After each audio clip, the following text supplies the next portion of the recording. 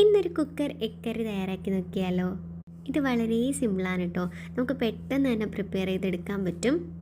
കുക്കറിലേക്ക് കുറച്ച് coconut oil ഒഴിച്ചതിന് ശേഷം അതിലേക്ക് നമ്മൾ ചോപ്പ് ചെയ്ത് വെച്ചിട്ടുള്ള സവാളയും പച്ചമുളകും കൂടി ആഡ് ചെയ്ത് ഒന്ന് നന്നായിട്ട് ഇളക്കി കൊടുക്കുക. ഇതിൻ്റെ കളറൊന്ന് ഒരു ബ്രൗണിഷൊക്കെ ആയി വരുന്ന സമയത്ത് ഇതിലേക്ക് ടൊമാറ്റോ ആഡ് ചെയ്ത് കൊടുക്കാം. ടൊമാറ്റോ ഇട്ട് കഴിഞ്ഞാൽ കുറച്ചുകൂടെ ടേസ്റ്റ് നമുക്ക് കറിക്ക് ഉണ്ടാവും കേട്ടോ.